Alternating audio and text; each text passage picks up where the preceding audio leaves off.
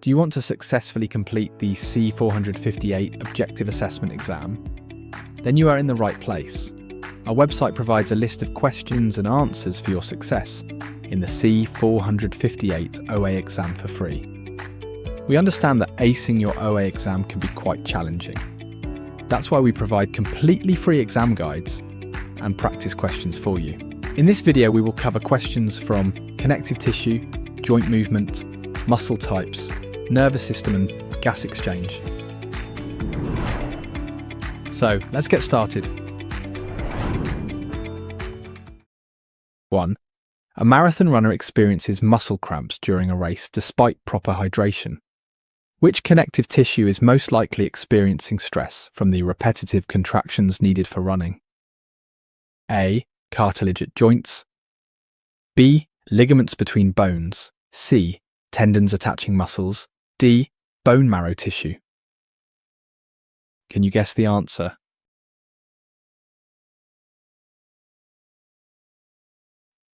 Correct answer, C. Tendons attaching muscles. Explanation. Option C is correct because tendons connect muscles to bones and aid in movement, experiencing significant stress during repetitive muscle contractions, like those in marathon running. Option A is incorrect because cartilage cushions joints and prevents bones from rubbing together. It is not directly involved in muscle contractions during running.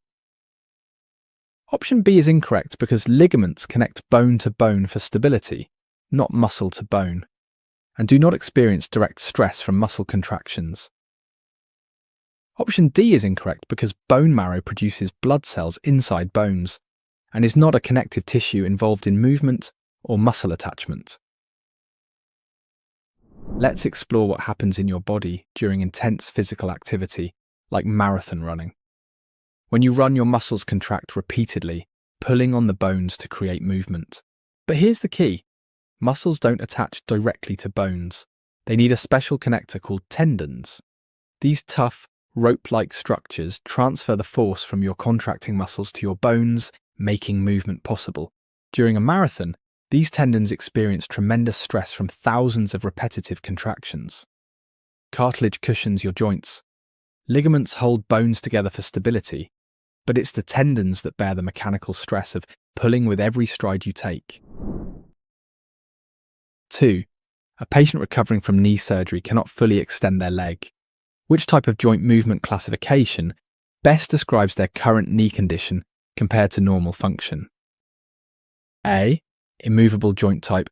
B. Slightly movable joint. C. Freely movable joint. D. Fixed articulation joint. Do you know the answer?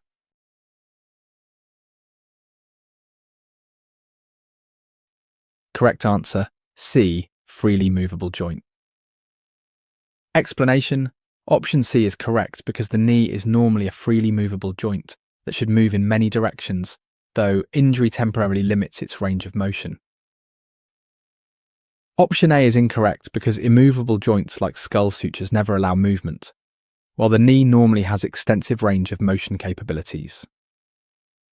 Option B is incorrect because slightly movable joints have limited movement by design, whereas knees are meant to have full extension and flexion. Option D is incorrect because fixed articulation joints don't exist as a classification. Joints are categorized as immovable, slightly movable, or freely movable.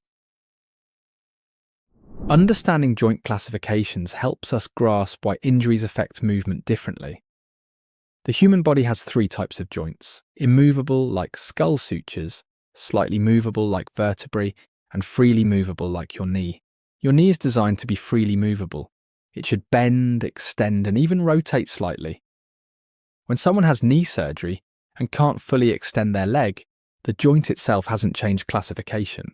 It's still a freely movable joint by design, but injury or surgery has temporarily limited its range.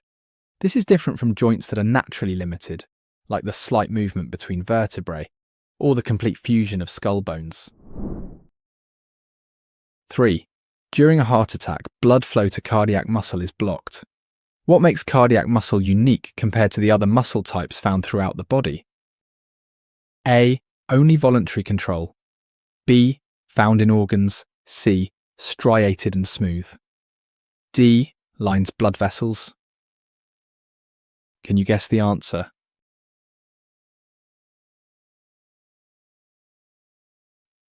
Correct answer, C. Striated and smooth. Explanation. Option C is correct because cardiac muscle is unique, as it is striated like skeletal muscle, but functions involuntarily like smooth muscle found only in the heart. Option A is incorrect because cardiac muscle operates involuntarily through automatic electrical impulses, not under conscious voluntary control like skeletal muscle. Option B is incorrect because smooth muscle is also found in organs throughout the body, making this not unique to cardiac muscle. Option D is incorrect because cardiac muscle itself doesn't line blood vessels. Rather, smooth muscle is responsible for that function. The heart contains a unique type of muscle found nowhere else in your body. Cardiac muscle. What makes it special? It's actually a combination of both striated muscle, like what moves your skeleton, and smooth muscle, like what lines your organs.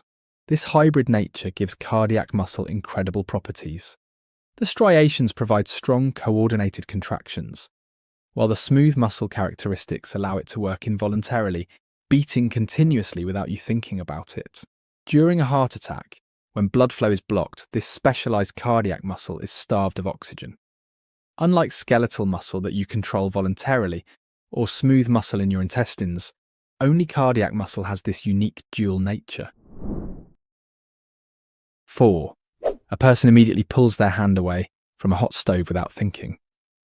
Which division of the nervous system directly carries the pain signal from the hand to initiate this reflex? A. Central nervous system. B. Peripheral nervous system. C. Brainstem only.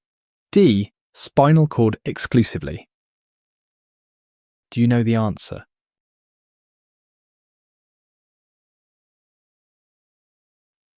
Correct answer, B.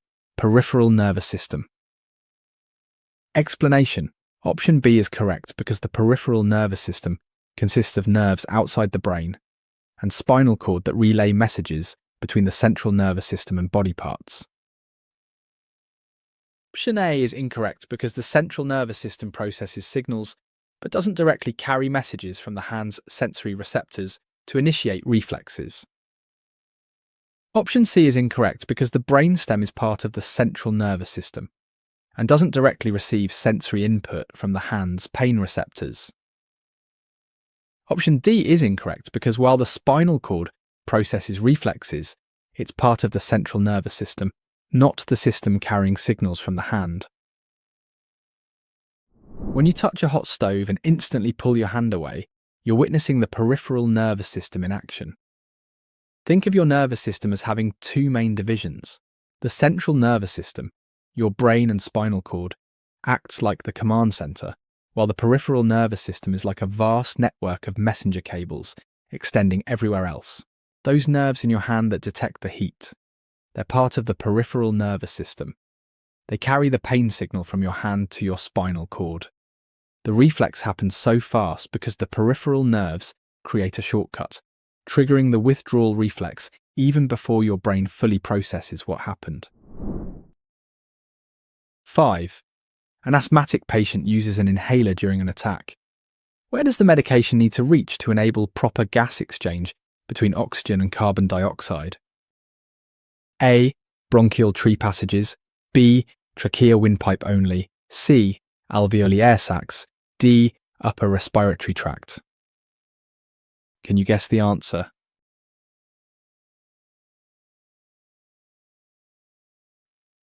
Correct answer, C. Alveoli air sacs. Explanation. Option C is correct because alveoli are tiny air sacs in the lungs where oxygen and carbon dioxide exchange occurs, the ultimate target for asthma medication effectiveness. Option A is incorrect because bronchial passages transport air but aren't the primary site where gas exchange between oxygen and carbon dioxide occurs. Option B is incorrect because the trachea is just a passageway for air and doesn't participate in the actual gas exchange process. Option D is incorrect because the upper respiratory tract includes the nose, throat, and larynx, which filter air but don't exchange gases. To understand how asthma medication works, we need to follow the path of air through your respiratory system. Air travels from your nose or mouth, down through your trachea, into the bronchial tree, those branching airways, and finally reaches tiny air sacs called alveoli. These alveoli are where the magic happens. They're surrounded by tiny blood vessels called capillaries, and this is the only place in your lungs where oxygen actually enters your blood and carbon dioxide leaves. When someone has an asthma attack, their airways constrict, making it hard to breathe. The inhaler medication must reach all the way down to these alveoli to ensure proper gas exchange can occur. 6. A patient has high cholesterol levels affecting their arteries. What is the primary functional difference between arteries and veins in the cardiovascular system? A. Size and thickness. B. Blood flow direction. C. Valve presence only. D. Location in body. Can you guess the answer?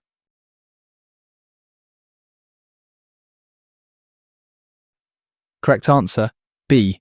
Blood flow direction. Explanation: option B is correct because arteries carry blood away from the heart to body tissues, while veins carry oxygen-poor blood back to the heart. Option A is incorrect because while arteries and veins differ in structure, their primary functional difference is the direction of blood flow. Option C is incorrect because valve presence is a structural feature that supports function but isn't the primary functional difference between vessel types. Option D is incorrect because both arteries and veins are distributed throughout the body, making location not a distinguishing functional characteristic. The cardiovascular system has a simple but vital job, delivering oxygen and nutrients while removing waste.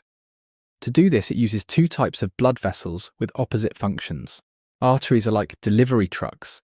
They carry oxygen-rich blood away from the heart to all your body tissues. Veins are like garbage trucks. They collect oxygen-poor blood and waste products and bring them back to the heart. This directional flow is the key functional difference. When cholesterol builds up in arteries, it's particularly dangerous because these vessels are responsible for delivering fresh oxygen to your organs. The direction of blood flow, not just vessel structure, defines their primary function. 7. After gallbladder removal surgery, a patient asks about fat digestion. How will their body adapt to digest fats without this organ storing bile? A. Pancreas produces bile. B. Liver secretes directly. C. Stomach increases acid. D. Small intestine compensates. Can you guess the answer?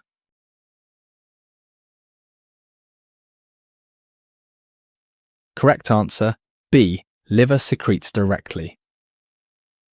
Explanation: option B is correct because without the gallbladder to store bile, the liver continues producing bile, but secretes it directly into the small intestines. Option A is incorrect because the pancreas produces digestive enzymes and hormones like insulin, but never produces bile for fat digestion. Option C is incorrect because stomach acid helps break down proteins and kill bacteria, but doesn't compensate for bile in fat digestion.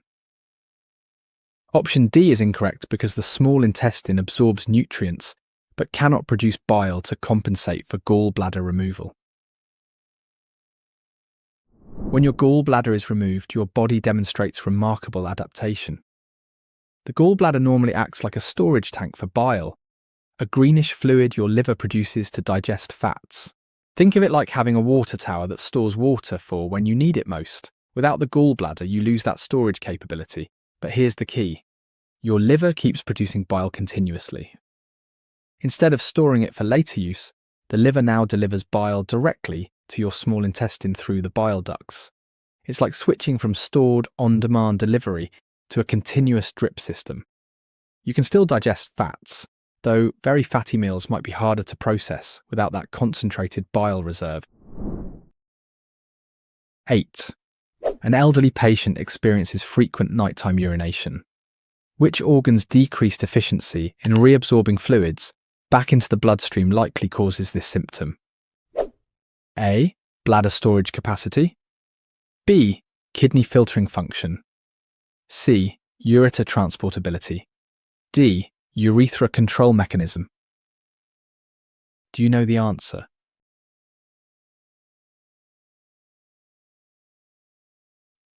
Correct answer, B. Kidney filtering function. Explanation. Option B is correct because the kidneys filter waste and reabsorb fluids. Decreased efficiency in fluid reabsorption leads to increased urine production and frequent urination, especially at night. Option A is incorrect because bladder capacity issues would cause urgency and frequency, but not necessarily increased urine production leading to frequent emptying. Option C is incorrect because the ureters simply transport urine from the kidneys to the bladder and do not affect fluid reabsorption or urine volume.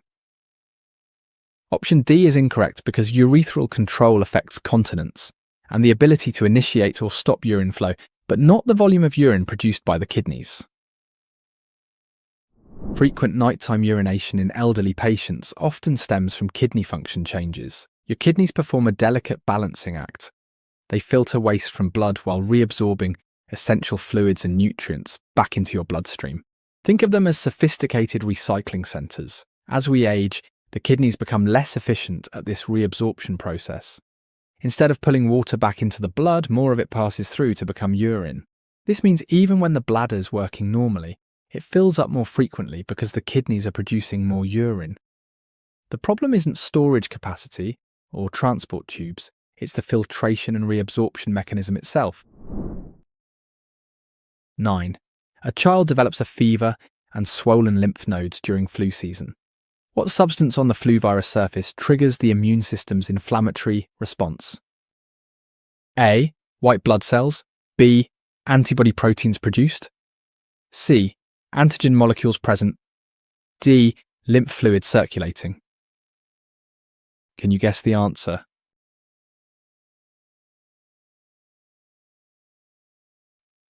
Correct answer, C. Antigen molecules present. Explanation. Option C is correct because antigens are substances on foreign invaders' surfaces that the immune system recognizes, triggering inflammatory responses including fever and swelling. Option A is incorrect because white blood cells are part of the body's immune response, not substances on the virus surface triggering it. Option B is incorrect because antibodies are produced by the immune system in response to antigens, not present on the virus surface. Option D is incorrect because lymph fluid carries white blood cells through the body, but isn't a substance on virus surfaces. Understanding how your immune system recognizes threats is fascinating. Every virus, bacteria, or foreign invader carries molecular identification tags on its surface called antigens. Think of antigens like criminal fingerprints. Each one is unique to that specific threat. When the flu virus enters your body, your immune system's surveillance cells detect these foreign antigens. This recognition triggers an alarm response, inflammation. That's why you get fever, swollen lymph nodes, and feel miserable. Your body's literally heating up and mobilizing forces to fight the invader. The antigens aren't part of your body's defense. They're the enemy's calling card that triggers your defensive response. 10. A teenager develops acne during puberty due to increased hormone production. Which glands in the integumentary system produce the oily substance contributing to clogged pores? A. Sweat-eccrine glands. B. Sebaceous oil glands. C. Mammary milk glands. D. Endocrine hormone glands. Do you know the answer?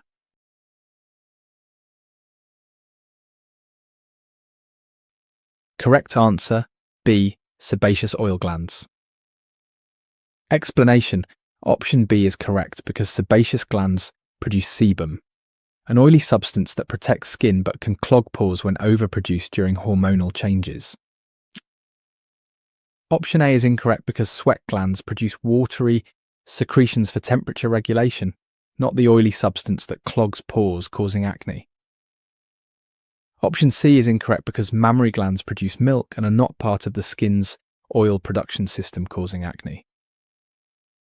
Option D is incorrect because endocrine glands produce hormones internally, but aren't skin glands that directly produce substances clogging pores. Teenage acne is a perfect storm of hormonal changes affecting your skin's oil production. Your skin contains tiny glands called sebaceous glands that produce an oily substance called sebum. Normally, sebum is beneficial. It waterproofs your skin and keeps it from drying out.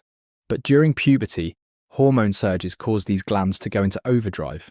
They produce excess sebum that mixes with dead skin cells and bacteria, creating the perfect recipe for clogged pores. While sweat glands produce watery perspiration for cooling, it's specifically the sebaceous gland's oily output that creates acne. The hormones don't directly clog pores, they trigger the glands that produce the clogging substance. 11. A diabetic patient's pancreas fails to produce adequate insulin. Which endocrine system function is primarily disrupted when this hormone is insufficient? A. Growth and development. B. Blood sugar regulation. C. Metabolism of proteins. D. Body temperature control. Can you guess the answer?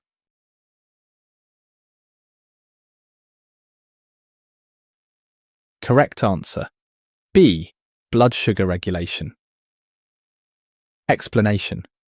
Option B is correct because insulin is the hormone that allows cells to use blood glucose for energy, maintaining proper blood sugar levels throughout the body.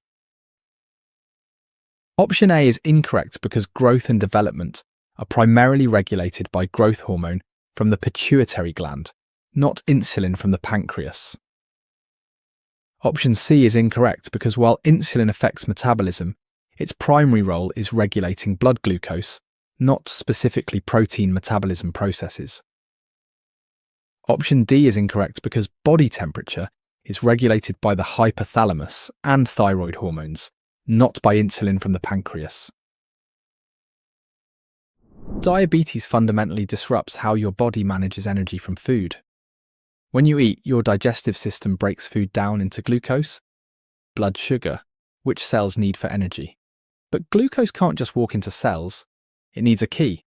That key is insulin, a hormone produced by your pancreas. Insulin unlocks cell doors, allowing glucose to enter and fuel cellular activities. In diabetes, either the pancreas doesn't make enough insulin keys, or the locks on cells don't respond properly. Without insulin doing its job, glucose builds up in the bloodstream instead of entering cells. This is why blood sugar regulation is insulin's primary function. It's the master key for cellular energy access. 12. During pregnancy, where does the fertilized egg implant and develop into a fetus within the female reproductive system? A. Fallopian tube walls. B. Ovary follicle sac. C. Uterus lining tissue. D. Cervix opening area. Can you guess the answer?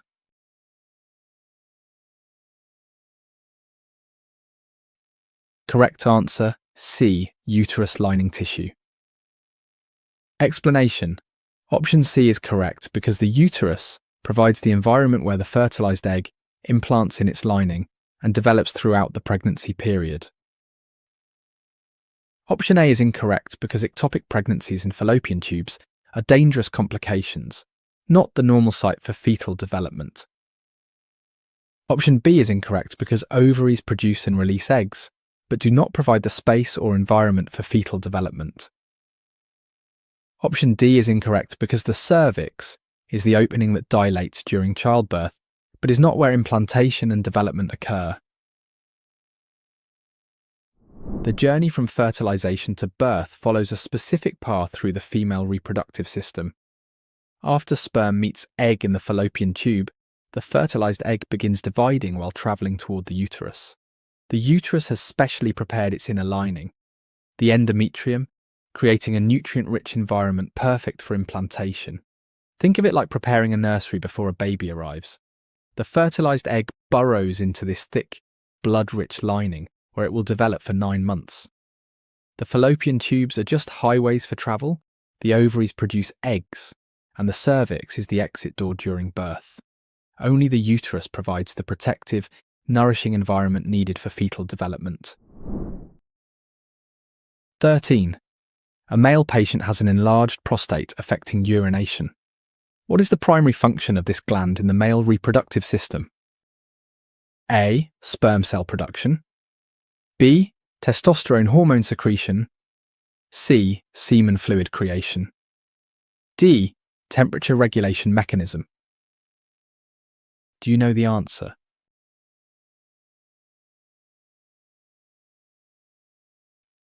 Correct answer, C. Semen fluid creation. Explanation. Option C is correct because the prostate gland helps produce semen, the fluid containing sperm, which is essential for sperm transport and viability. Option A is incorrect because sperm production occurs in the testes, not the prostate gland, which only contributes fluid to semen. Option B is incorrect because testosterone is primarily produced by the testes, though the prostate responds to testosterone for its function.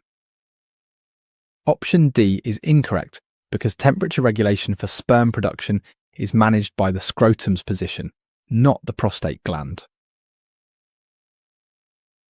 The prostate gland plays a crucial but often misunderstood role in male reproduction. While the testes produce sperm cells, sperm alone can't survive the journey through the female reproductive tract. They need a protective and nourishing fluid environment. That's where the prostate comes in. This walnut-sized gland produces a milky fluid that makes up about 30% of semen volume. This fluid contains enzymes, proteins, and minerals that keep sperm healthy and mobile. When the prostate enlarges, it can squeeze the urethra running through it, affecting urination. But its primary job isn't making sperm or hormones. It's creating the life support system that helps sperm reach their destination. 14. A child contracts strep throat from a classmate. What type of disease-causing organism produces toxins that make this bacterial infection particularly harmful? A. Virus genetic material. B. Bacteria multiplying quickly. C. Fungi spore production. D. Parasite host invasion. Can you guess the answer?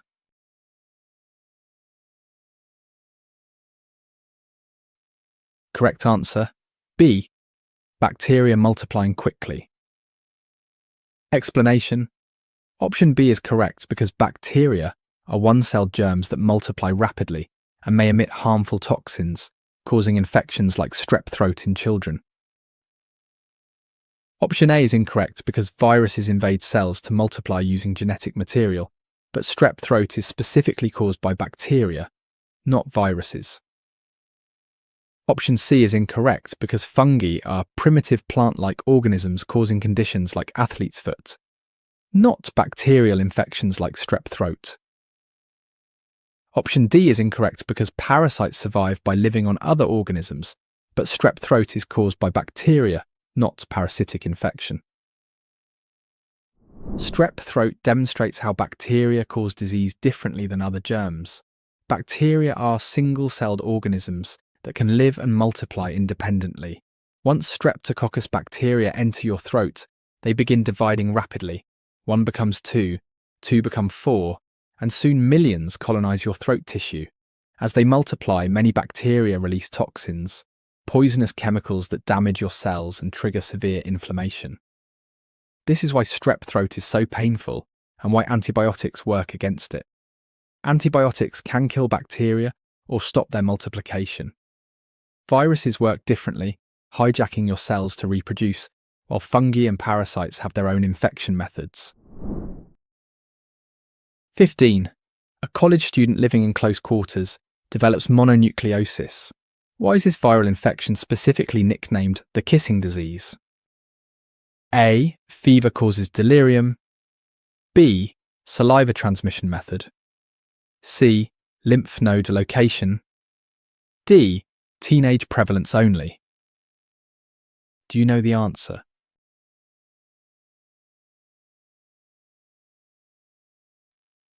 Correct answer, B. Saliva transmission method. Explanation. Option B is correct because mononucleosis is transmitted through saliva, earning its nickname because kissing is a common way saliva is exchanged between people. Option A is incorrect because while mono can cause fever, the nickname relates to its transmission method, not symptoms like delirium or confusion. Option C is incorrect because swollen lymph nodes are a symptom of mononucleosis, but this does not explain the origin of the kissing disease nickname. Option D is incorrect because while common in teens and young adults, the nickname specifically refers to saliva transmission, not age group prevalence. Mononucleosis earned its kissing disease nickname for a very specific reason. It spreads through saliva, the Epstein-Barr virus that causes monolives in the saliva of infected people. When you kiss someone with mono, you're directly exchanging saliva, creating a perfect transmission route for the virus. But kissing isn't the only way. Sharing drinks, utensils, or even toothbrushes can spread it too. The nickname stuck because kissing is the most memorable and common way teenagers and young adults share saliva. It's not about the age group or where lymph nodes swell. It's purely about the saliva transmission method that makes this viral infection famous for its romantic route of spread. 16. A patient with viral meningitis experiences neck stiffness and severe headaches. What specific tissue becomes inflamed in this nervous system infection? A. Brain neurons directly. B. Spinal cord center. C. Meninges protective covering. D. Nerve fiber pathways. Can you guess the answer?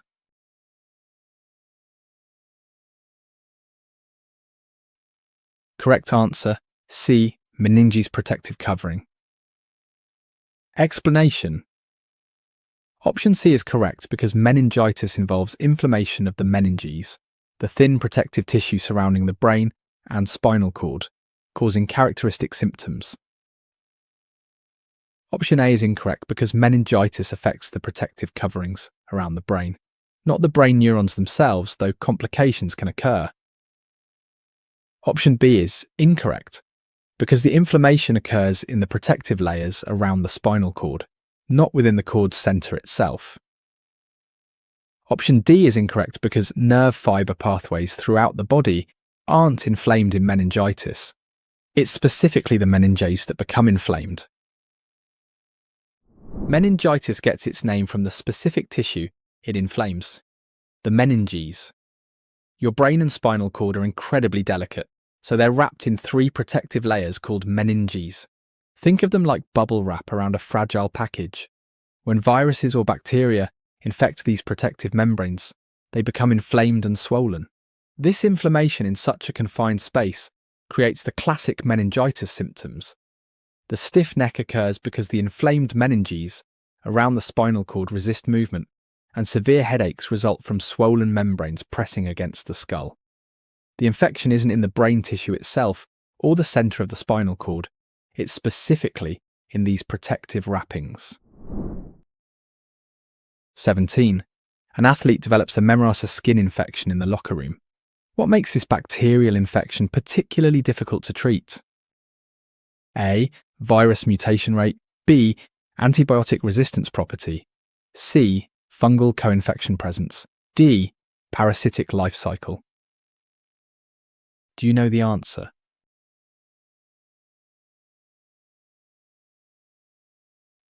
Correct answer, B. Antibiotic resistance property. Explanation. Option B is correct because MRSA is methicillin-resistant Staphylococcus aureus, meaning it resists most antibiotics, making treatment challenging compared to regular bacterial infections. Option A is incorrect because MRSA is a bacterial infection, not viral, so virus mutation rates don't apply to its treatment difficulty. Option C is incorrect because MRSA's treatment difficulty stems from antibiotic resistance, not from any fungal co-infection that might be present. Option D is incorrect because MRSA is caused by bacteria, not parasites, so parasitic life cycles aren't relevant to its treatment. MRSA represents one of modern medicine's biggest challenges, antibiotic resistance. The The name tells the story: methicillin-resistant Staphylococcus aureus. This means the bacteria have evolved to survive methicillin and most other antibiotics that would normally kill them. Think of it like bacteria wearing armor that deflects antibiotic attacks. Regular staph infections respond well to standard antibiotics, but MRSA bacteria have genetic mutations that make them immune. This isn't about viruses mutating or fungi joining the infection. It's purely about bacteria developing resistance through evolution. That's why MRSA spreads so easily in hospitals and gyms. 18. A woman develops a urinary tract infection after improper bathroom hygiene. How do bacteria typically spread to cause this common infection? A. Airborne droplet inhalation. B. Bloodstream systemic spread. C. Gastrointestinal tract transfer. D. Sexual contact only. Can you guess the answer?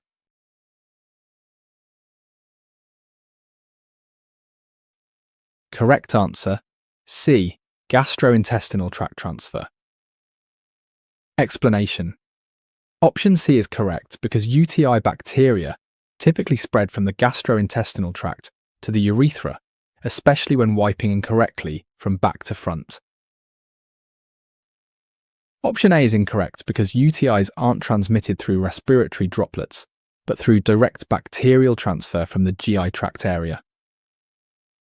Option B is incorrect because UTIs typically start from external bacterial entry, not from bacteria already in the bloodstream spreading systemically.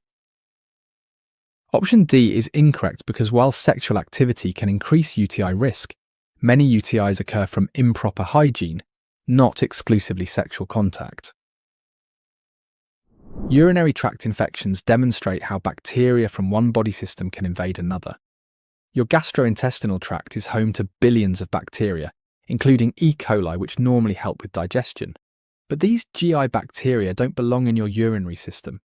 The most common UTI route happens when bacteria from the intestinal area travel to the urethra opening. This often occurs with improper bathroom hygiene. Wiping back to front can transfer GI bacteria forward. From there, bacteria climb up the urethra into the bladder, multiplying and causing infection. It's not about airborne transmission or bacteria already in your blood. It's about the physical transfer of GI bacteria to where they don't belong. 19. A sexually active adult wants to prevent STI transmission. Which prevention method provides protection against both bacterial and viral sexually transmitted infections? A. Antibiotics before sex. B. Latex condom use. C. Douching after intercourse. D. Birth control pills. Do you know the answer?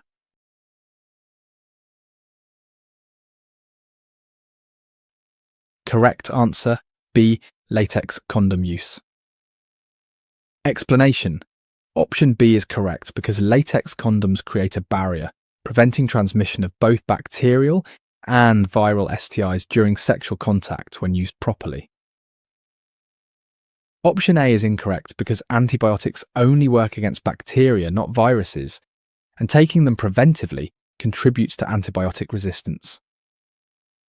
Option C is incorrect because douching can actually increase infection risk by disrupting natural protective bacteria and doesn't prevent STI transmission. Option D is incorrect because birth control pills prevent pregnancy but offer no protection against sexually transmitted infections of any type. Preventing sexually transmitted infections requires understanding that both bacteria and viruses spread through sexual contact. Latex condoms work as a physical barrier. They prevent infected body fluids from passing between partners. Think of them like a waterproof wall that blocks microscopic invaders. Whether it's bacterial infections like chlamydia or viral ones like HIV, the condom prevents transmission by blocking fluid exchange. Antibiotics only kill bacteria, and taking them preventively breeds resistance. Douching actually increases infection risk by disrupting protective bacteria. Birth control pills prevent pregnancy but offer zero STI protection. Only barrier methods like latex condoms physically block both types of pathogens. 20. A patient with hepatitis B shows yellowing skin and eyes. What organ's inflammation causes these visible symptoms of jaundice? A. Kidney filtration system. B. Liver tissue inflammation. C. Gallbladder bile storage. D. Pancreas enzyme production. Can you guess the answer?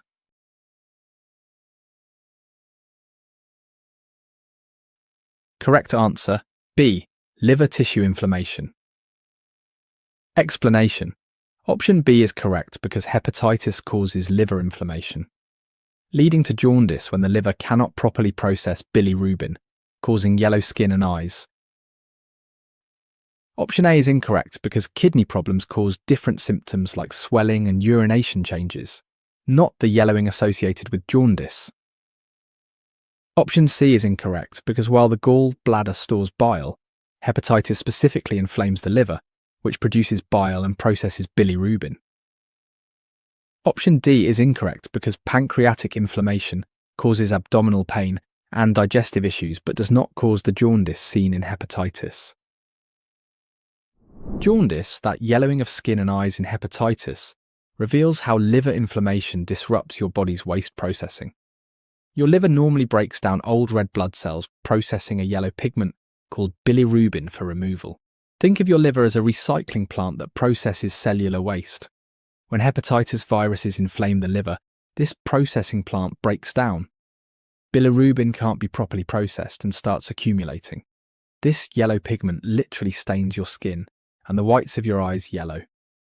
The kidneys filter different wastes, the gallbladder just stores bile, and the pancreas makes digestive enzymes. Only liver inflammation causes this specific yellow discoloration we call jaundice. 21. An overweight individual develops type 2 diabetes in middle age. Which two risk factors most directly contributed to their condition? A. Gender and stress. B. Obesity and age. C. Family and gender.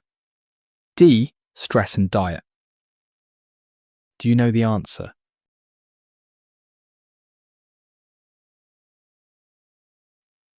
Correct answer, B. Obesity and age. Explanation. Option B is correct because being overweight and middle-aged are primary risk factors for type 2 diabetes, as it commonly develops in overweight adults over 45. Option A is incorrect because while stress affects blood sugar, gender and stress aren't the two most direct risk factors compared to obesity. Option C is incorrect because while family history matters, the individual's obesity and age are more direct contributing factors than gender. Option D is incorrect because stress and diet quality matter, but obesity and age are the most direct risk factors mentioned in the scenario. Type 2 diabetes development follows predictable risk patterns, with obesity and age being the most direct contributors. When you're overweight, excess fat, especially around the abdomen, makes your cells more resistant to insulin. It's like the locks on cell doors become rusty and won't turn even with the insulin key. Age compounds this problem.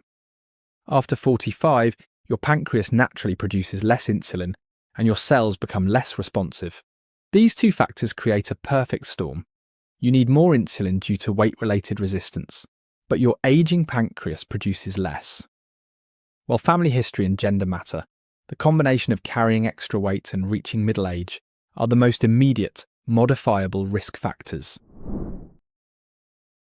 22. During a stroke, one side of a patient's face droops and arm weakens. Why do stroke symptoms typically affect the opposite side of the body? A. Blood flows differently. B. Brain crosses control. C. Nerves switch sides. D. Damage spreads across. Can you guess the answer?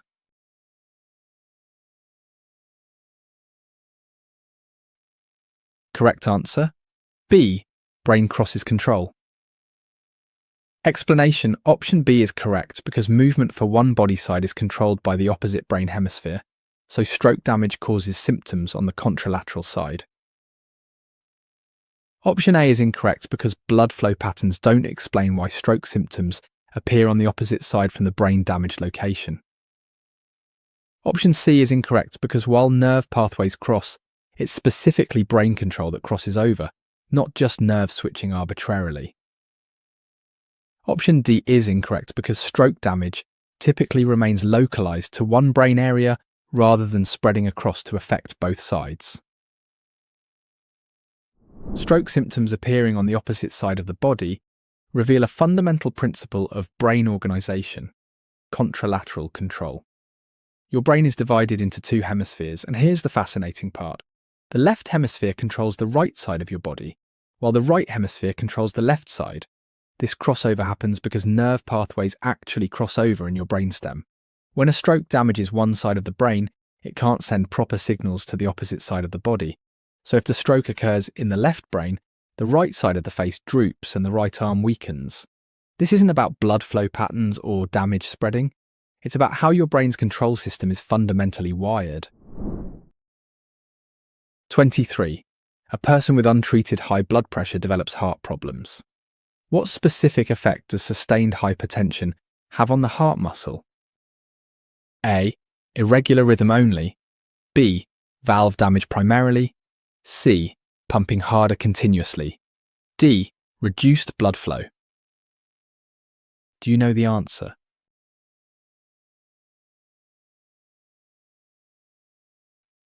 Correct answer: C. Pumping harder continuously. Explanation: Option C is correct because high blood pressure forces the heart to pump harder against increased resistance, causing the heart muscle to work overtime continuously. Option A is incorrect because while hypertension can contribute to arrhythmias, the primary effect is making the heart work harder, not just rhythm. Option B is incorrect because valve damage isn't the primary direct effect of hypertension on the heart muscle itself. Option D is incorrect because hypertension causes the heart to pump harder, not directly reduce blood flow, though complications can affect circulation. High blood pressure forces your heart into a relentless workout it never signed up for. Imagine trying to pump water through a garden hose while someone partially blocks the end. You'd have to push much harder. That's what hypertension does to your heart. With sustained high blood pressure, your arteries offer increased resistance to blood flow. Your heart must pump harder with every single beat, 24 hours a day. This constant overwork causes the heart muscle to thicken abnormally and eventually weaken. While hypertension can affect heart rhythm and valves eventually, its primary effect is making the heart pump harder, continuously, against increased resistance. 24. A radiologist identifies a brain tumour requiring immediate attention. What makes even benign brain tumours potentially life-threatening, unlike benign tumours elsewhere? A. Growth speed rate. B. Metastasis likelihood high. C. Location space constraint. D. Blood barrier crossing. Can you guess the answer?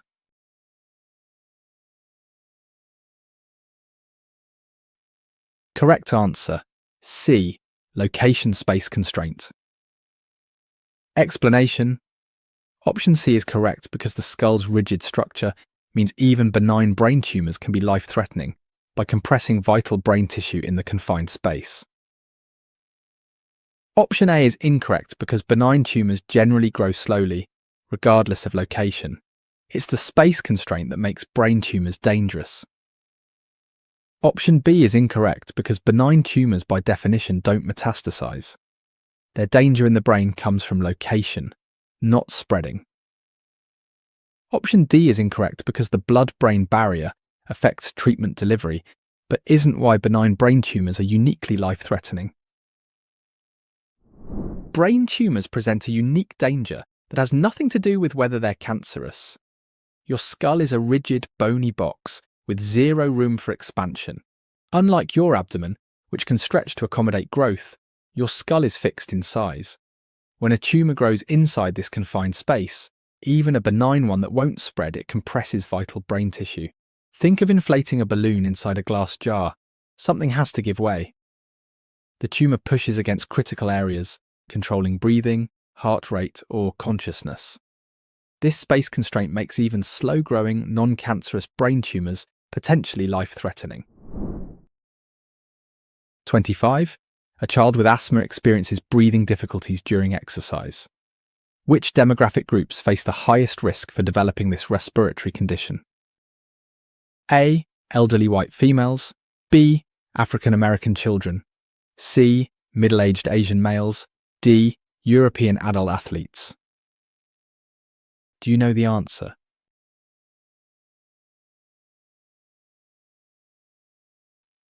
Correct answer, B. African American children. Explanation. Option B is correct because African American children have higher asthma risk and are more likely to die from asthma-related causes than other groups. Option A is incorrect because while adult women have higher rates than men, elderly white females aren't the highest risk demographic group for asthma. Option C is incorrect because middle-aged Asian males do not represent the highest risk group for asthma development compared to other demographics. Option D is incorrect because European adult athletes aren't at particularly high risk. Exercise-induced asthma affects various populations across demographic groups. Asthma risk follows clear demographic patterns, with African American and Puerto Rican children facing disproportionately higher rates. This isn't just about having asthma. These children are more likely to experience severe attacks. Multiple factors contribute: genetic predisposition, environmental factors like urban air quality, access to healthcare, and exposure to triggers like secondhand smoke. While asthma affects all ages and ethnicities, African American children have twice the asthma rate of white children and are 7 times more likely to die from asthma. Puerto Rican children have the highest rates among all ethnic groups. Understanding these disparities is crucial for targeted prevention. 26. A neurologist treats a patient whose seizures began after age 60. What age pattern typically characterizes when epilepsy disorders most commonly start? A. Adolescence through adulthood. B. Before 10 after 55. C. 20 to 40. D. Birth to 5. Do you know the answer?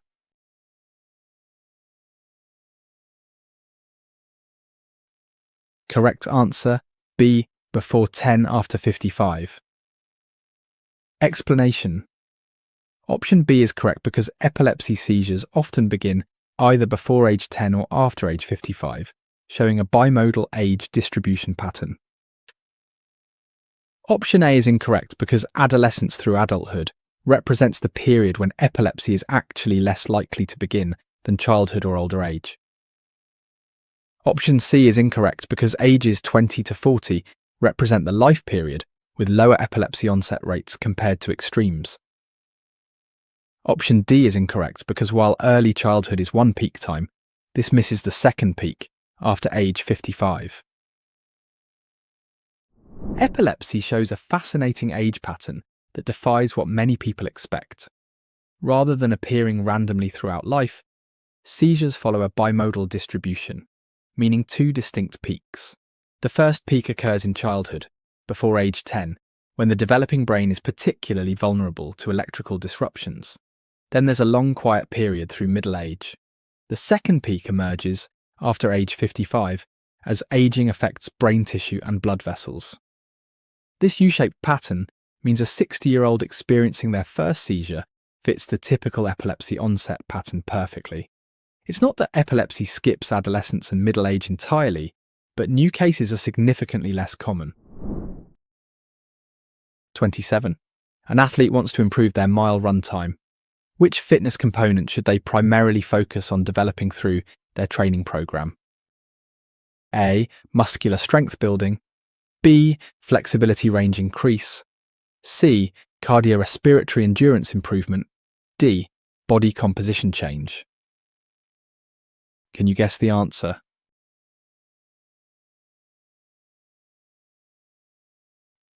Correct answer, C. Cardiorespiratory endurance improvement. Explanation. Option C is correct because cardiorespiratory fitness enables sustained whole-body exercise at moderate to vigorous intensities, essential for improving running performance over distance. Option A is incorrect because while leg strength helps, cardiorespiratory endurance is the primary factor limiting mile run time for most athletes. Option B is incorrect because flexibility prevents injury, but doesn't directly improve the cardiovascular capacity needed for faster mile times. Option D is incorrect because while body composition affects performance, directly training cardiorespiratory endurance provides more immediate mile time improvements. Improving your mile run time requires understanding which fitness component limits distance running performance. While strength helps and flexibility prevents injury, cardiorespiratory endurance is the game changer. This component determines how efficiently your heart pumps oxygen-rich blood to working muscles and how well your lungs exchange gases during sustained activity. Think of it as upgrading your engine and fuel delivery system. A stronger cardiovascular system means you can maintain a faster pace without exhausting yourself. Body composition changes might help by reducing the weight you carry, and leg strength provides power, but without the cardiovascular engine to sustain effort over the entire mile, these other improvements won't translate to significantly faster times. 28. A fitness trainer designs a program for an elderly client focused on preventing falls. Which component should receive primary emphasis for this specific goal?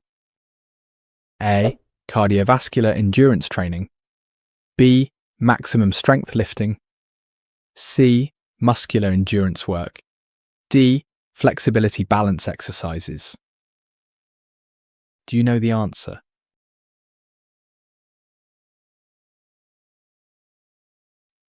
Correct answer, D. Flexibility balance exercises. Explanation? Option D is correct because flexibility and balance exercises directly address fall prevention by improving joint range of motion, posture, and stability in elderly clients. Option A is incorrect because while cardiovascular fitness is important for overall health, it doesn't directly address balance and fall prevention needs. Option B is incorrect because maximum strength training poses injury risks for elderly clients and doesn't specifically target balance for fall prevention. Option C is incorrect because muscular endurance helps with daily activities, but flexibility and balance more directly prevent falls in elderly populations. Preventing falls in elderly clients requires targeting the specific physical factors that cause them. While overall fitness matters, falls typically result from poor balance and limited joint flexibility. As we age, our proprioception, the body's sense of position in space, diminishes and joints become stiffer. Flexibility exercises improve range of motion in joints, allowing for better corrective movements when balance is challenged. Balance exercises train the nervous system to respond quickly to shifts in position. Together, these components help elderly clients navigate uneven surfaces, recover from stumbles, and maintain stability during daily activities. Maximum strength training poses injury risks, and while cardiovascular fitness is important, it doesn't directly address the balance deficits. 29. A person exercising at moderate intensity needs to verify they're in the correct training zone. What percentage of maximum heart rate indicates moderate intensity exercise? A. 30 to 50, B. 50 to 70, C. 70 to 85, D. 85 to 95. Can you guess the answer?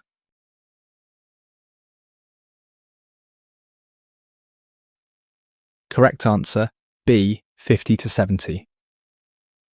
Explanation? Option B is correct because moderate intensity physical activity occurs when heart rate reaches 50 to 70% of maximum heart rate for optimal training. Option A is incorrect because 30 to 50% represents very light activity below the moderate intensity threshold for cardiovascular benefits.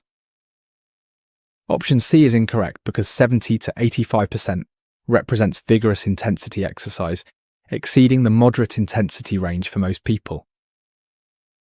Option D is incorrect because 85 to 95% approaches maximum effort, far exceeding moderate intensity and potentially dangerous for many. Training zones ensure you're exercising at the right intensity for your goals, and moderate intensity has a specific heart rate range. Your maximum heart rate represents the absolute fastest your heart can beat, typically calculated as 220 minus your age. Moderate intensity exercise occurs when your heart beats at 50 to 70% of this maximum. This sweet spot provides cardiovascular benefits while remaining sustainable for longer periods. Below 50%, you're not challenging your cardiovascular system enough for significant adaptation. Above 70%, you've entered vigorous intensity territory, which brings different benefits but requires more recovery. The 50 to 70% range optimizes fat burning, improves aerobic capacity, and allows for conversation during exercise. 30. According to physical activity guidelines, how many minutes weekly should adults engage in moderate intensity aerobic activity for substantial health benefits? A. 60 to 90, B. 90 to 120, C. 150 to 300, D. 300 to 450. Can you guess the answer?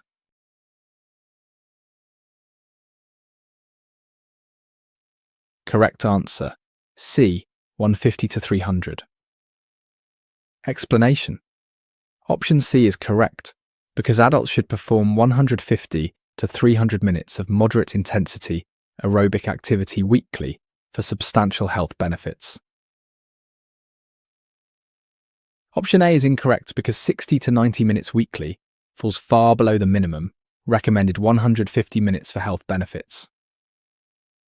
Option B is incorrect because 90 to 120 minutes still falls short of the minimum 150 minutes recommended weekly. Option D is incorrect because while more exercise provides additional benefits, 300 to 450 minutes exceeds the primary recommendation range. Physical activity guidelines for adults specify exact durations for substantial health benefits based on extensive research. The recommendation is 150 to 300 minutes of moderate intensity aerobic activity weekly. Let's break this down. The minimum of 150 minutes equals just 30 minutes 5 days a week, or about 21 minutes daily. The upper range of 300 minutes doubles this for additional benefits. This range acknowledges that some benefit starts at 150 minutes, but more significant improvements in cardiovascular health, weight management, and disease prevention occur as you approach 300 minutes. Going below 150 provides limited benefits, while exceeding 300 continues to help, but with diminishing returns. 31. A parent notices their 7-year-old isn't meeting daily physical activity recommendations. How many minutes of activity should school-age children get every day? A. 30 minutes minimum, B. 45 minutes moderate, C. 60 minutes daily, D. 90 minutes vigorous. Do you know the answer?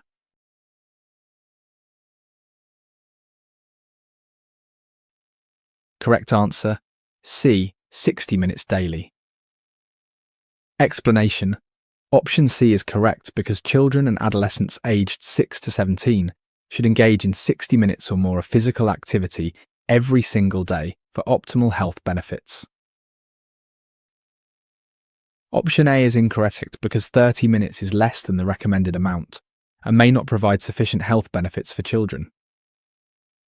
Option B is incorrect because 45 minutes, while beneficial, still falls short of the recommended 60 minutes of daily physical activity.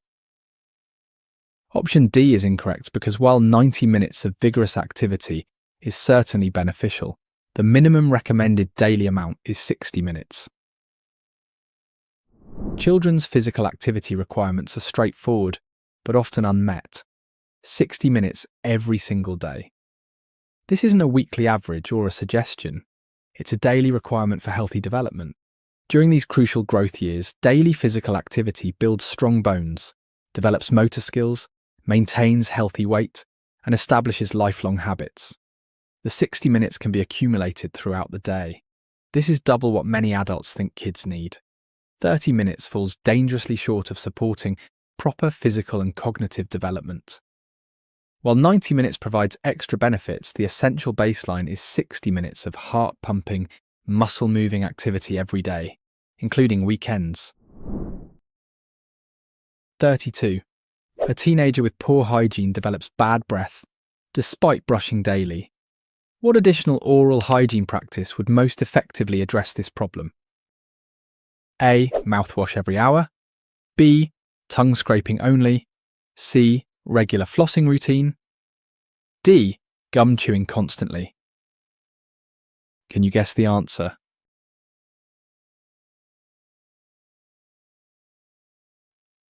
Correct answer, C. Regular flossing routine. Explanation option C is correct because regular flossing removes food particles and bacteria between teeth that brushing misses, significantly reducing bad breath when combined with brushing. Option A is incorrect because excessive mouthwash use can disrupt healthy oral bacteria balance and doesn't address the root cause between teeth. Option B is incorrect because while tongue scraping helps, flossing addresses bacteria between teeth, a major source of persistent bad breath. Option D is incorrect because constant gum chewing may temporarily mask odour but doesn't remove the bacterial cause of bad breath. Bad breath persists in many teenagers despite daily brushing because brushing alone misses a critical source of odour-causing bacteria. Your toothbrush cleans tooth surfaces, but bacteria thrive in the spaces between teeth where bristles can't reach. Food particles trapped between teeth decompose, feeding bacteria that produce sulfur compounds, the source of bad breath. Regular flossing removes these hidden food particles and disrupts bacterial colonies between teeth. Think of it like cleaning a picket fence.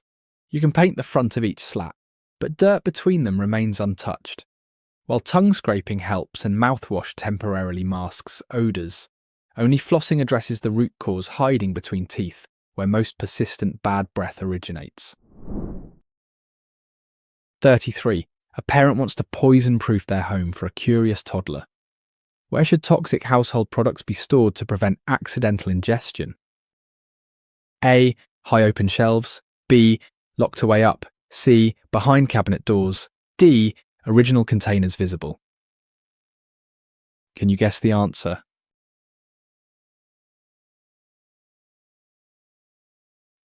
Correct answer, B. Locked away up. Explanation option B is correct because toxic products must be locked up and placed high where children cannot see or reach them, providing double protection against access. Option A is incorrect because high shelves without locks still allow determined children to climb and access dangerous products. Option C is incorrect because cabinet doors at child level, even closed, are easily opened by curious toddlers exploring their environment. Option D is incorrect because keeping products visible, even in original containers, attracts curious children rather than preventing access. Protecting curious toddlers from poisoning requires understanding their behaviour and implementing double barrier protection. Toddlers explore by putting everything in their mouths and they're natural climbers. Simply placing items on high shelves isn't enough. Determined toddlers can stack toys, push chairs, and climb to reach interesting objects. The solution is to lock products away and place them up high.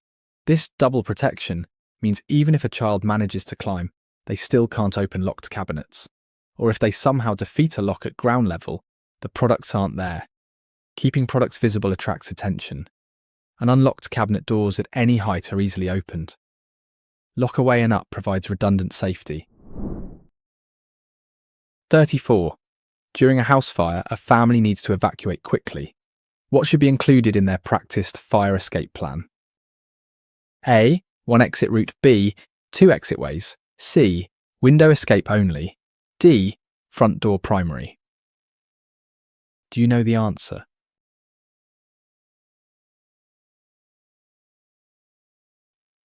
Correct answer, B. Two exit ways. Explanation. Option B is correct because fire escape plans must include at least two ways out of every room, since fire or smoke might block one exit route.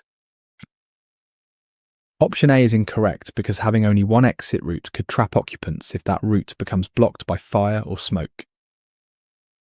Option C is incorrect because relying solely on windows ignores door exits and may not be practical for all family members or floors. Option D is incorrect because designating only the front door as primary doesn't account for fires that might block that specific exit. Fire escape planning must account for how real fires behave, unpredictably blocking routes with smoke and flames. Having only one exit route is potentially fatal because fires often start near doors or spread to block primary exits. Every room needs at least 2 ways out because you never know which direction will be safe. This might be 2 doors, or a door and a window with an escape ladder. During a fire, thick smoke can make one hallway impassable, while another remains clear. Heat and flames might engulf the front entrance, while back doors stay accessible. The 2-exit rule ensures that when panic sets in and one route is blocked, family members have a practiced alternative. 35. A child falls from playground equipment and injures their arm. What surface material would have best prevented or reduced this injury? A. Grass natural surface. B. Concrete with mats. C. Wood chips deep. D. Dirt packed hard. Can you guess the answer?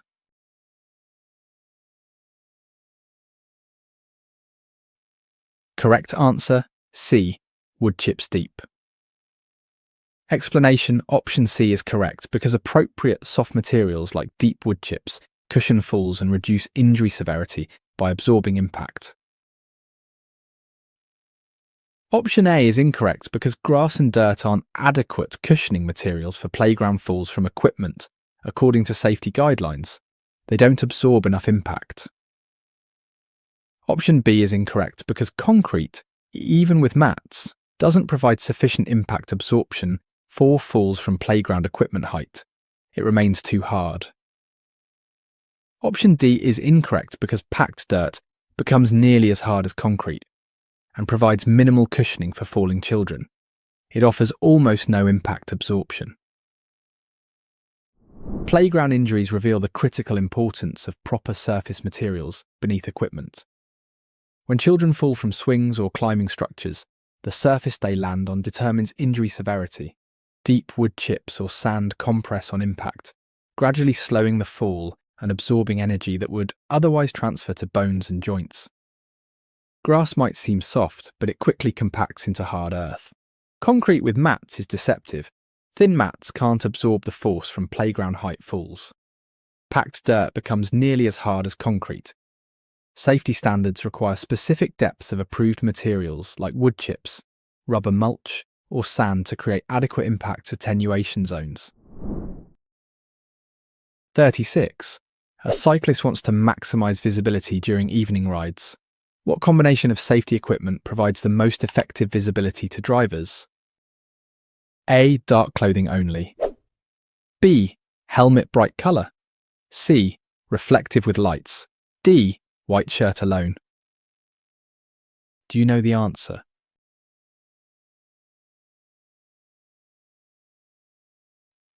Correct answer, C. Reflective with lights. Explanation: option C is correct because combining retro-reflective clothing with active lighting including front white and rear red lights maximises cyclist visibility in low light. Option A is incorrect because dark clothing makes cyclists nearly invisible to drivers during evening hours, increasing accident risk significantly. Option B is incorrect because while bright helmet colours help during daylight, they're insufficient for evening visibility without lights and reflective materials. Option D is incorrect because a white shirt alone lacks the reflective properties and active lighting needed for adequate evening visibility. Cyclist visibility at night requires understanding how drivers' eyes detect objects in darkness. Our eyes need contrast and light reflection to identify moving objects. Reflective materials work by bouncing headlight beams directly back to drivers, making cyclists appear to glow. Active lights add self-generated visibility. White lights facing forward and red facing back follow universal traffic signals. This combination creates multiple detection methods. Reflective clothing catches headlights from any angle, while active lights ensure visibility even when no headlights hit the cyclist. Dark clothing makes riders invisible until dangerously close. Only combining reflective materials with active lighting provides comprehensive visibility. 37. Someone collapses at a restaurant and stops breathing.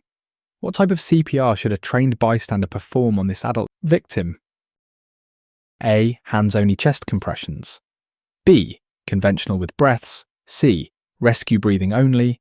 D. Heimlich maneuver first. Do you know the answer?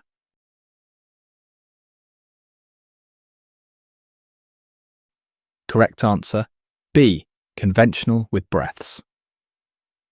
Explanation. Option B is correct because adults found unconscious and not breathing normally should receive conventional CPR, combining compressions with rescue breaths for best outcomes. Option A is incorrect because hands-only CPR is for adults who suddenly collapse while still breathing, not those already unconscious without normal breathing. Option C is incorrect because rescue breathing alone doesn't provide the chest compressions needed to circulate oxygenated blood through the body. Option D is incorrect because the Heimlich maneuver is for conscious choking victims, not unconscious individuals who have stopped breathing. Choosing the right CPR method depends on how the victim collapsed and their current breathing status. When adults are found already unconscious and not breathing normally, they need conventional CPR with both compressions and rescue breaths. This is because their collapse likely resulted from a breathing problem or they've been down for unknown time, meaning their blood oxygen is depleted.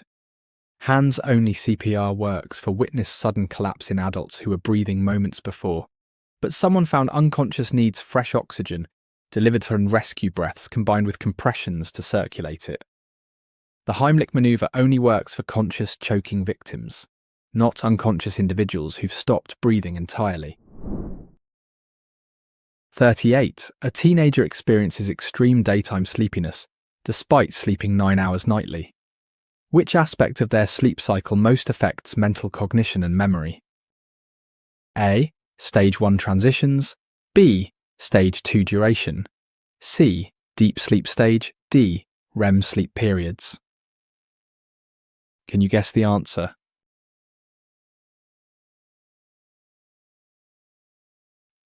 Correct answer, D. REM sleep periods. Explanation. Option D is correct because REM sleep is crucial for memory consolidation and mental cognition, with insufficient REM causing daytime cognitive impairment, despite adequate total sleep. Option A is incorrect because stage 1 is just the brief transition between waking and sleeping, not critical for memory or cognition. Option B is incorrect because while we spend most time in stage 2, REM sleep is more critical for memory and cognitive function. Option C is incorrect because deep sleep primarily restores physical body functions rather than supporting memory consolidation and mental cognition processes. Daytime cognitive problems despite adequate sleep hours point to disrupted REM sleep, the stage crucial for mental functions.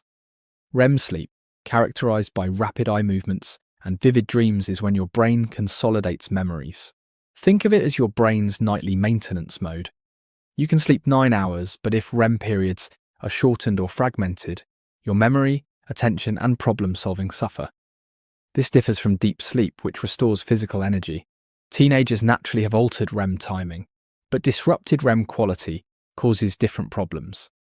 Without sufficient REM sleep, you might feel physically rested but mentally foggy, struggling with concentration and memory despite spending enough time in bed.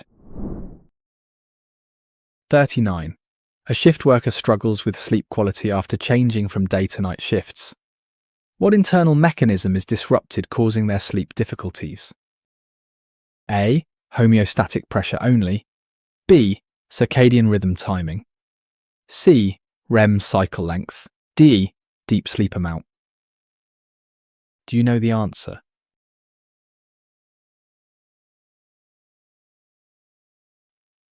Correct answer, B. Circadian rhythm timing. Explanation: option B is correct because circadian rhythms follow 24-hour cycles aligned with light and darkness, becoming disrupted when work schedules conflict with natural patterns. Option A is incorrect because homeostatic sleep drive builds with wakefulness regardless of time, while shift work specifically disrupts circadian timing. Option C is incorrect because REM cycle length remains constant. It's the timing of when sleep occurs that shift work disrupts.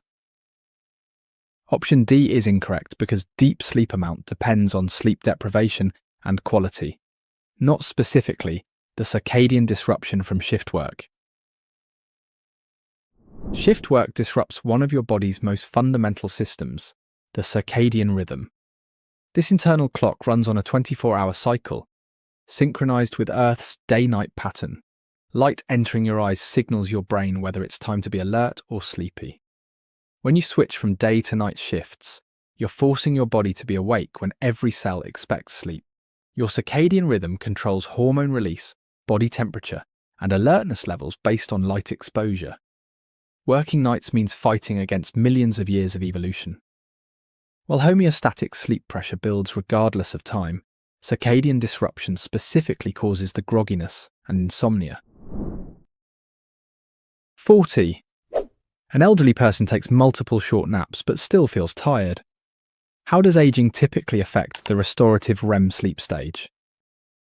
A. Increases REM significantly. B. Reduces REM time. C. Eliminates REM completely. D. Doubles REM cycles. Can you guess the answer?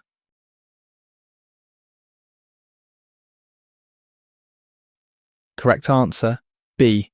Reduces REM time. Explanation: option B is correct because aging decreases time spent in REM sleep, potentially causing mild cognitive impairment, since REM is crucial for mental restoration. Option A is incorrect because aging actually decreases rather than increases REM sleep, contributing to cognitive changes in elderly individuals. Option C is incorrect because REM sleep continues throughout life. Though reduced, complete elimination would cause severe cognitive and health problems. Option D is incorrect because aging reduces rather than doubles REM cycles, with elderly people experiencing shorter and fewer REM periods. Aging brings predictable changes to sleep architecture, particularly affecting REM sleep duration. Throughout life, we cycle through sleep stages multiple times nightly, but elderly individuals spend progressively less time in REM sleep. This reduction has significant consequences because REM sleep is essential for memory consolidation and cognitive maintenance. Think of REM as your brain's filing system, without enough time to properly file away the day's experiences. The elderly don't completely lose REM sleep, but shortened REM periods mean less time for mental restoration. This contributes to the mild cognitive impairment often seen with aging. Multiple short naps can't compensate because they rarely reach the REM stage. 41. A student pulls an all-nighter before exams.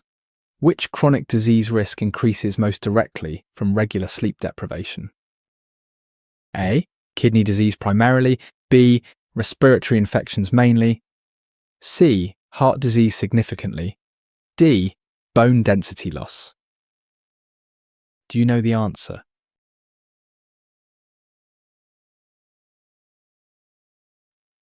Correct answer, C. Heart disease significantly. Explanation: option C is correct because sleep deficiency is strongly linked to increased heart disease risk, along with high blood pressure, diabetes and stroke. Option A is incorrect because while sleep affects overall health, kidney disease isn't as directly linked to sleep deprivation as cardiovascular conditions.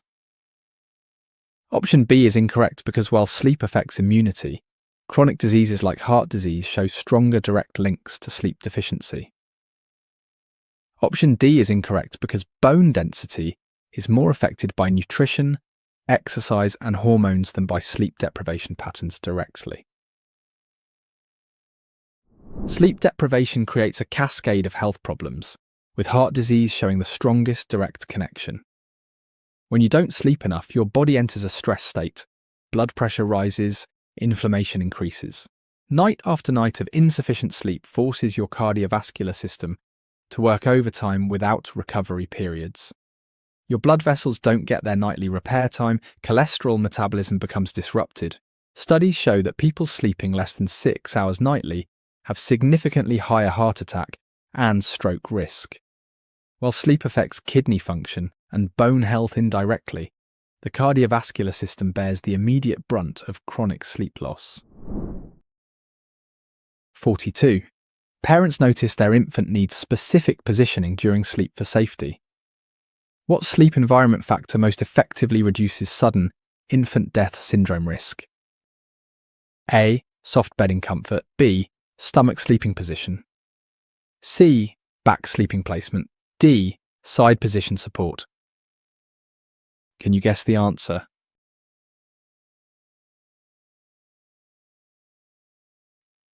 Correct answer, C. Back sleeping placement. Explanation. Option C is correct because placing infants on their backs to sleep is the most effective SIDS prevention method, significantly reducing risk compared to other positions. Option A is incorrect because soft bedding actually increases SIDS risk by potentially obstructing breathing. Firm surfaces are recommended for infants. Option B is incorrect because stomach sleeping significantly increases SIDS risk and should be avoided for infant sleep positioning. Option D is incorrect because side sleeping is unstable and babies can roll onto their stomachs, increasing SIDS risk compared to back sleeping.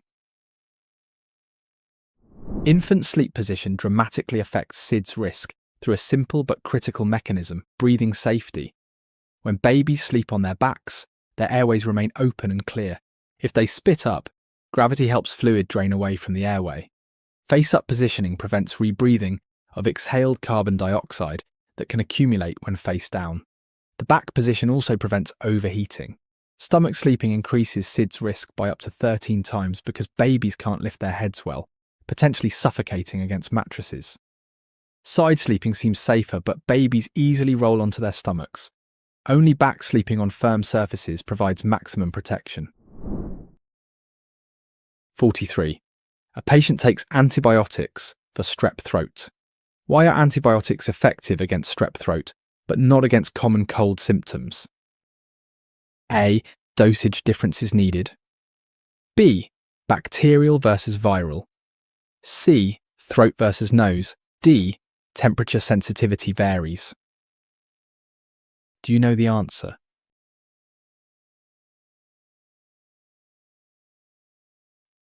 Correct answer, B. Bacterial versus viral. Explanation.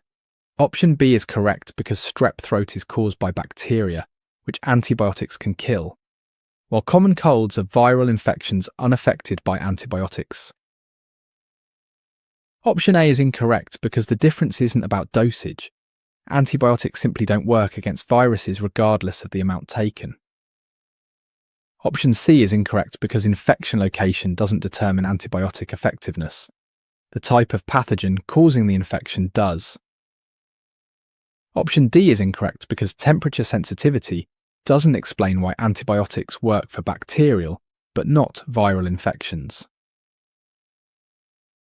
The fundamental difference between strep throat and common cold treatment lies in what causes each infection. Strep throat is caused by Streptococcus bacteria, living organisms with their own cellular machinery that antibiotics can target. Antibiotics work by disrupting bacterial cell walls or stopping their reproduction. The common cold, however, is caused by viruses, tiny packages of genetic material that hijack your cells to reproduce. Viruses don't have the cellular structures that antibiotics target. They hide inside your own cells, making them impossible for antibiotics to reach without destroying your cells too. This isn't about dosage or location. It's about completely different types of pathogens. 44. A person with chronic stress develops high blood pressure. Which controllable risk factors should they modify to reduce their coronary artery disease risk? A. Age and gender. B. Stress and exercise. C. Race and genetics. D. Family history habits. Can you guess the answer?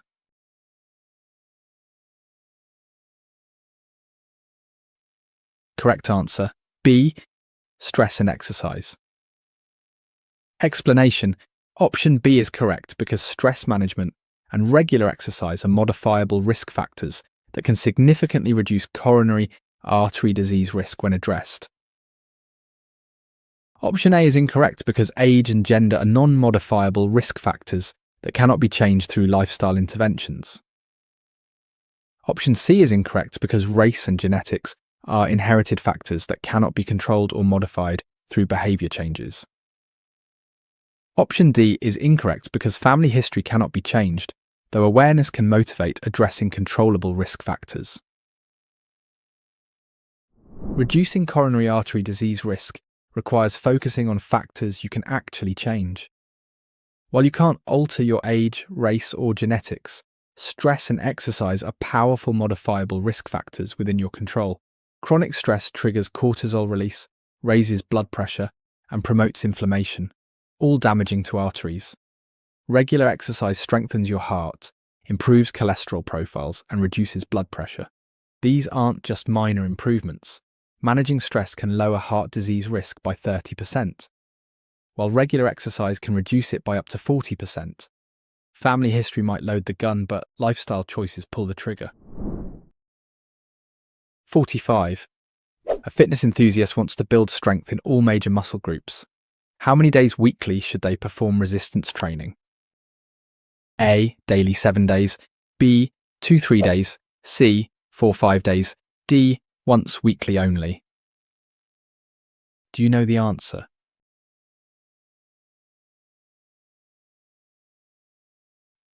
Correct answer, B. 2-3 days. Explanation. Option B is correct because muscle strengthening should occur 2 to 3 days weekly, with 48 hours rest between sessions for proper recovery and growth. Option A is incorrect because daily resistance training doesn't allow the 48-hour recovery period muscles need between strength training sessions. Option C is incorrect because 4 to 5 days doesn't provide adequate recovery time between sessions for the same muscle groups. Option D is incorrect because once weekly is insufficient frequency to build and maintain strength in major muscle groups effectively. Building strength effectively requires understanding muscle recovery physiology. When you lift weights or do resistance training, you create microscopic tears in muscle fibers. The actual strength gains don't happen during exercise. They occur during recovery when your body repairs these tears, making muscles stronger and larger. This repair process takes approximately 48 hours. Training the same muscles daily prevents this crucial recovery, leading to overtraining and injury. 2 to 3 sessions weekly, with 48 hours between sessions, optimizes the stress recovery cycle. Daily training doesn't allow recovery, while once weekly provides insufficient stimulus. 46. An office worker sits for 8 hours daily. What immediate action provides the most health benefit, according to physical activity guidelines? A. Intense hourly exercise. B. Moving more frequently. C. Weekend marathon training. D. Monthly gym membership. Can you guess the answer?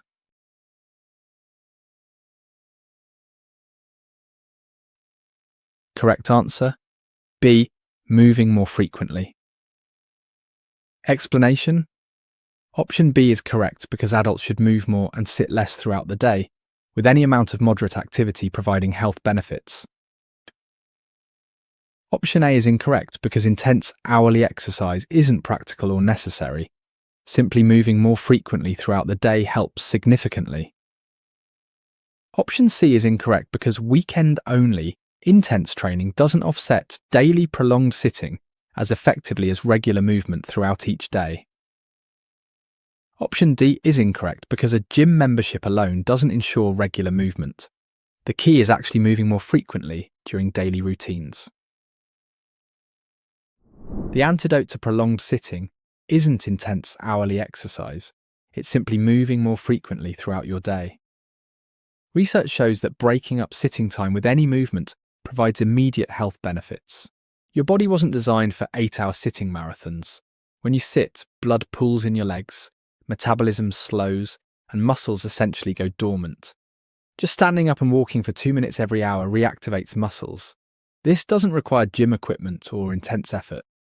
Standing during phone calls, walking to the water fountain, or taking stairs all count. Weekend marathon training can't undo daily sitting damage. The key is frequent movement breaks. 47. After swimming in a public pool, a child develops an ear infection. What preventive measure would best reduce future swimming-related ear infections? A. Cotton swab cleaning. B. Keeping ears dry. C. Antibiotic drops beforehand. D. Deeper water swimming. Do you know the answer?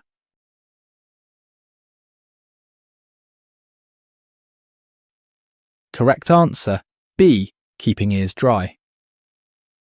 Explanation: option B is correct because keeping ears dry prevents the moist environment where bacteria grow, reducing ear infection risk after swimming more effectively than cleaning. Option A is incorrect because cotton swabs can push water deeper and damage ear canals, potentially increasing rather than decreasing infection risk. Option C is incorrect because preventive antibiotics aren't recommended and contribute to resistance. Keeping ears dry prevents infections naturally. Option D is incorrect because water depth doesn't affect ear infection risk. It's the moisture remaining in ears that creates infection conditions. Preventing swimming-related ear infections requires understanding why they occur. Trapped moisture creating bacterial breeding grounds. Your ear canal is warm and dark, and when water remains inside, it becomes the perfect bacterial incubator. The key prevention is keeping ears dry, not cleaning them. Cotton swabs actually worsen the problem by pushing water deeper and removing protective earwax that naturally repels water and fights bacteria. After swimming, tilt your head to let water drain out, and gently dry the outer ear with a towel. Some swimmers use ear drops containing alcohol to help evaporate trapped water. Preventive antibiotics aren't recommended. Swimming depth doesn't matter. 48. A pregnant woman wants to prevent neural tube defects in her developing baby. When should she begin taking folic acid supplements? A. 3rd trimester only. B. Before conception ideally. C. During labour preparation. D. After birth immediately. Can you guess the answer?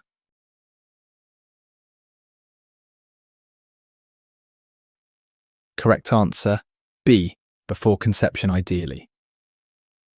Explanation: option B is correct because folic acid should ideally begin before conception, since neural tube formation occurs very early in pregnancy, often before women know they're pregnant. Option A is incorrect because the 3rd trimester is far too late. Neural tube development occurs in the 1st month of pregnancy. Option C is incorrect because labour preparation is after fetal development is complete. Folic acid is needed during early embryonic development. Option D is incorrect because supplements after birth don't prevent neural tube defects which occur during early fetal development in pregnancy. Folic acid timing for pregnancy is critical because neural tube development happens incredibly early, often before women know they're pregnant.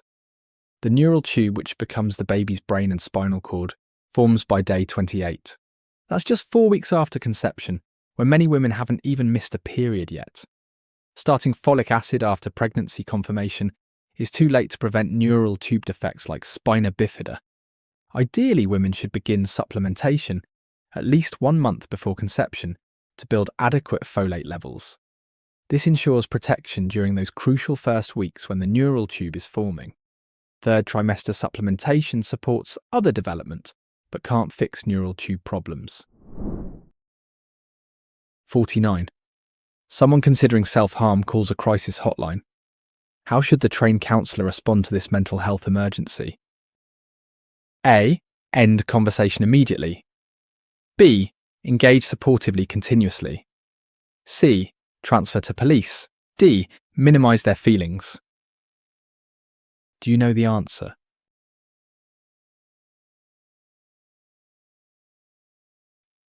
Correct answer. B. Engage supportively continuously. Explanation. Option B is correct because mental health professionals must engage constructively and supportively with individuals considering self-harm, never ending communication during crisis situations. Option A is incorrect because ending conversation with someone considering self-harm could increase danger. Continuous support is essential during mental health crises. Option C is incorrect because immediate police involvement may escalate the situation.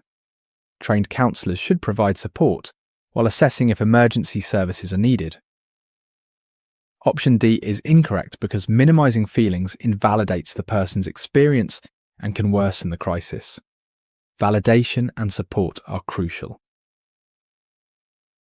Mental health crisis intervention requires continuous supportive engagement, never abandonment. When someone considers self-harm, they're experiencing overwhelming emotional pain and feeling disconnected from hope. Trained counsellors understand that maintaining connection is literally life-saving. Engaging supportively means listening without judgment, validating their pain while instilling hope, and collaboratively developing safety plans. Ending conversation could remove their last lifeline. Police involvement might escalate unless immediate danger exists. The counsellor becomes a bridge between crisis and help, maintaining that connection while mobilising appropriate resources. Professional protocols explicitly prohibit ending communication. 50. A healthcare worker wants to reduce infection transmission between patients. Which hygiene practice most effectively prevents spreading pathogens in medical settings? A. Annual training updates. B. Hand washing 20 seconds. C. Glove wearing only. D. Mask use always. Can you guess the answer?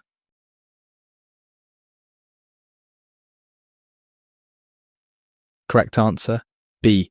Hand washing 20 seconds. Explanation. Option B is correct because washing hands with soap and water for 20 seconds is the most effective single practice for preventing pathogen transmission between patients. Option A is incorrect because while training is important, the actual practice of proper hand washing is what directly prevents infection transmission. Option C is incorrect because gloves alone don't prevent transmission if hands aren't washed before and after use. Hand washing remains essential. Option D is incorrect because while masks help with respiratory droplets, hand hygiene prevents transmission of many more pathogen types effectively. Preventing pathogen transmission in healthcare settings hinges on one simple but powerful practice: proper hand washing for 20 seconds with soap and water. Healthcare workers' hands are the primary vehicles for spreading infections. 20 seconds of washing with soap physically removes pathogens and chemically breaks down viral envelopes and bacterial membranes. This duration ensures coverage of all hand surfaces, palms, backs between fingers, under nails. While gloves provide barriers, pathogens contaminate gloves and transfer when removing them without proper hand washing. Masks help with respiratory droplets, but most healthcare-associated infections spread through contact. The 20-second hand wash remains medicine's most effective tool. You have reached the end of our first question set. For the free complete exam preparation, visit our website link in the description, where you find thousands more practice questions and comprehensive study guides. Thanks for studying with us today. See you in the next video.